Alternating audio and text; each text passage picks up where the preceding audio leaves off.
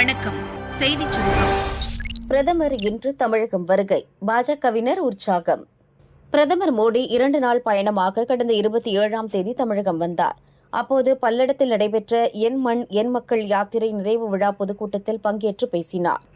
மறுநாள் நெல்லை, தூத்துக்குடியில் நடந்த கூட்டத்திலும் கலந்து கொண்டார். இந்நிலையில் 4வது முறையாக பிரதமர் மோடி இன்று தமிழகம் வருகிறார். மகாராஷ்டிராவில் இருந்து மதியம் 2:45 மணிக்கு விமானம் மூலம் சென்னை ஏர்போர்ட் வருகிறார். அங்கிருந்து ஹெலிகாப்டரில் கல்பாக்கம் செல்கிறார். கல்பாக்கம் அணுமின் நிலையத்தில் 500 மெகாவாட் திறன் கொண்ட விரைவு பெருக்கி உலை திட்டத்தை தொடக்கி வைக்கிறார்.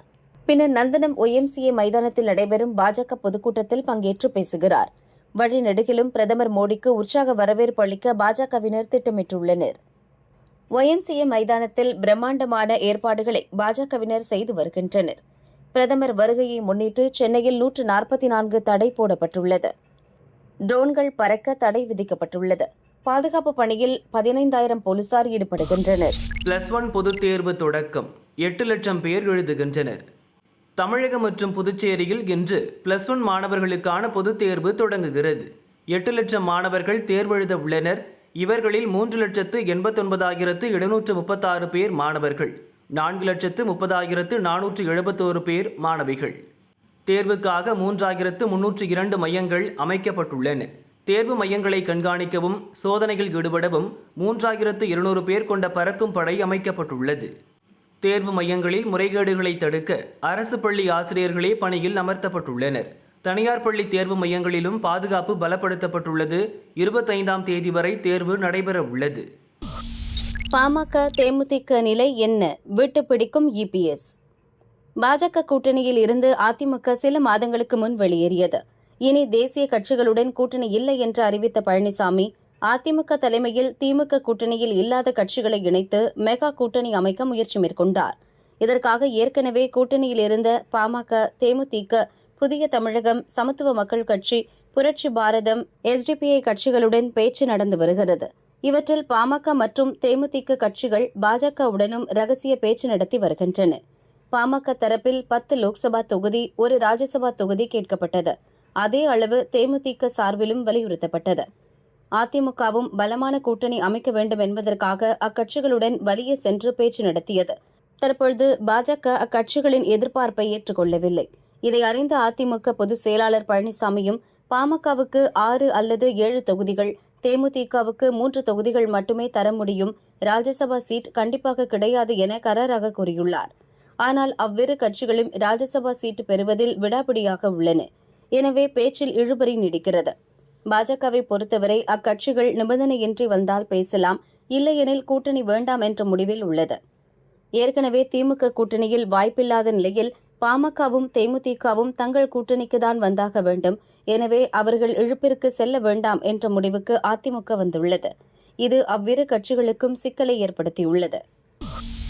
இடியாப்ப சிக்கலில் திமுக கூட்டணி. லோக்சபா தேர்தல் தொகுதி பங்கீடு தொடர்பாக திமுக குழுவினர் கூட்டணி கட்சிகளிடம் 2 கட்ட பேச்சு நடத்தியும் தொகுதி பங்கீடு எண்ணிக்கையில் உடன்பாடு எட்டப்படவில்லை.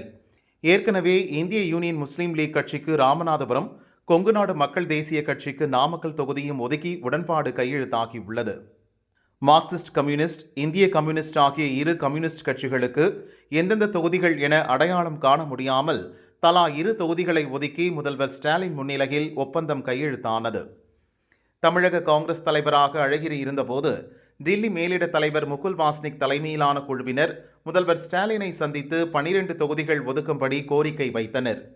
தலைவர் பதவியிலிருந்து அழகிரி மாற்றப்பட்டு செல்வ பெருந்தகை தலைமையிலான குழு சந்தித்து பேசிய போது கூடுதலாக 3 தனி தொகுதிகளுடன் மொத்தம் 15 தொகுதிகளை கேட்டனர். ஆனால் திமுக தொகுதி பங்கீடு குழுவினர் காங்கிரசுக்கு 7 தொகுதிகளுக்கு மேல் தர முடியாது என கராராக கூறிவிட்டனர். இதையடுத்து 3வது கட்ட பேச்சு நடத்த திமுக தரப்பிலும் அழைப்பு விடுக்கவில்லை. காங்கிரஸ் தரப்பிலும் எப்போது வரவேண்டும் என்று கேட்கவில்லை. கடந்த தேர்தலில் புதுச்சேரியுடன் சேர்த்து இரட்டை இலக்கத்தில் ஒதுக்கப்பட்ட 10 தொகுதிகளை இம்முறையும் வாங்கினால்தான் தன் தலைமைக்கு கௌரவமாக இருக்கும் என செல்வ பெருந்தகை கருதுகிறார். அதற்கு மாறாக 7 தொகுதிகளை வாங்கினால் தொண்டர்கள் மத்தியில் அதிருப்தி ஏற்படும், அது தேர்தல் வெற்றியை பாதிக்கும் என்றும் நம்புகிறார். எனவே 10 தொகுதிகள் பெற்றாக வேண்டும் என கங்கணம் கட்டி செல்வ பெருந்தகையும் 3ஆம் கட்ட பேச்சுக்கு செல்லவில்லை. 7ஆம் தேதி சுபமுகூர்த்த நாளாக இருப்பதால் அன்றைய தினம் திமுக காங்கிரஸ் இடையேயான தொகுதி பங்கீடு இறுதியாகலாம் என நம்பப்படுகிறது. அதுவரை இழுபறி நிலைமையே நீடிக்கும். விடுதலை சிறுத்தைகள் கட்சி 3 தொகுதிகளை கேட்கிறது. தனிச்சின்னத்தில்தான் போட்டியிடுவோம் என்றும் அடம் பிடிக்கிறது. தனிச்சின்னம் என்றால் அக்கட்சிக்கு 2 தொகுதிகள் தர திமுக சம்மதம் தெரிவித்துள்ளது. ஆனால் கூடுதலாக ஒரு தொகுதி கிடைக்கும் என்ற நம்பிக்கையில் அக்கட்சியும் திமுக அழைப்புக்காக காத்திருக்கிறது. மதிமுகவும் தனிச்சின்னம் என்றால் விரும்பிய ஒரு தொகுதி கொடுக்க தயார். உதயசூரியன் சின்னத்தில் போட்டியிட்டால் 2 சீட்டுகளை ஒதுக்கலாம் என திமுக தரப்பில் தெரிவிக்கப்பட்டுள்ளது. காங்கிரஸ் கட்சிக்கு 2 தொகுதிகளை குறைத்து கொடுத்துவிட்டு அத்தொகுதிகளை மக்கள் நீதி மய்யம் கட்சிக்கு வழங்க திமுக திட்டமிட்டுள்ளது. அதே சமயம் உதயசூரியன் சின்னத்தில் போட்டியிடவும் கமலுக்கு நிபந்தனை விதிக்கப்பட்டுள்ளது. அதற்கு அவர் சம்மதிப்பாரா என்பது தெரியவில்லை. மனிதநேய மக்கள் கட்சிக்கும் தமிழக வாழ்வுரிமை கட்சிக்கும் லோக்சபா தேர்தலில் சீட் இல்லை. 2026 சட்டசபை தேர்தலின் போது கூடுதல் தொகுதிகள் தரப்படும் என திமுக மேலிடம் தரப்பில் உத்தரவாதம் தரப்பட்டுள்ளதாக கூறப்படுகிறது. சீட்டு கிடைக்காவிட்டால் என்ன, இருக்கவே இருக்கு கிளினிக். பாஜக முதற்கட்டமாக 195 வேட்பாளர்கள் பட்டியலை வெளியிட்டது. டெல்லி சாந்தினி சவுக் தொகுதியில் 2 முறை வென்ற MP ஹர்ஷ்வர்தனுக்கு இந்த முறை சீட்டு தரப்படவில்லை. இந்நிலையில் அரசியலிலிருந்து விலகும் முடிவை எடுத்திருக்கிறார் ENT டாக்டரான ஹர்ஷ்வர்தன். இதுபற்றி அவர் கூறியிருப்பதாவது: 50 ஆண்டுகளுக்கு முன் மருத்துவக் கல்லூரியில் சேரும்போதே மனித குலத்திற்கு சேவை செய்ய வேண்டும் என்பது என் குறிக்கோளாக இருந்தது. வறுமை, நோய், அறியாமையை எதிர்த்து போராடுவதற்கு அரசியல் ஒரு வாய்ப்பாக இருக்கும் என நம்பினேன். டெல்லி மற்றும் மத்திய சுகாதார அமைச்சராக பதவி வகித்தேன். போலியோ இல்லாத பாரதத்தை உருவாக்கவும் கோவிட் காலத்தில் மக்களின் ஆரோக்கியத்தை காக்கவும் அரிய வாய்ப்பு கிடைத்தது.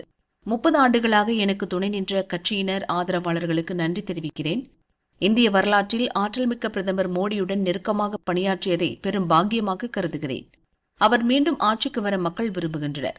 இனி என்னால் காத்திருக்க முடியாது. எனது வாக்குறுதிகளை நிறைவேற்ற வேண்டியிருக்கிறது. என்னுடைய கனவும் இருக்கிறது.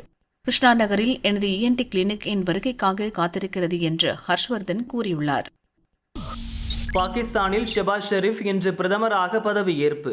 பாகிஸ்தான் பார்லிமென்ட்டில் நடந்த ஓட்டெடுப்பில் இம்ரான்கான் கட்சியைச் சேர்ந்த வேட்பாளர் உமர் அயூப் கான் 92 வாக்குகள் பெற்றார். ஷெபாஸ் ஷெரீப் 201 ஓட்டுகள் பெற்று வெற்றி பெற்றார். இதையடுத்து பாகிஸ்தான் பிரதமராக ஷெபாஸ் தேர்வானார். இன்று அவர் பதவியேற்கிறார். கடந்த 2022 ஏப்ரல் முதல் 2023 ஆகஸ்ட் வரை ஷெபாஸ் பிரதமராக பதவி வகித்தார். தமிழகத்தில் இன்றும் நாளையும் வெப்பம் அதிகரிக்கும். தமிழகத்தில் இன்றும் நாளையும் வழக்கத்தை விட வெப்பநிலை அதிகரிக்க வாய்ப்புள்ளது. தமிழகம், புதுச்சேரி, காரைக்கால் பகுதிகளில் 9ஆம் தேதி வரை வறண்ட வானிலை காணப்படும்.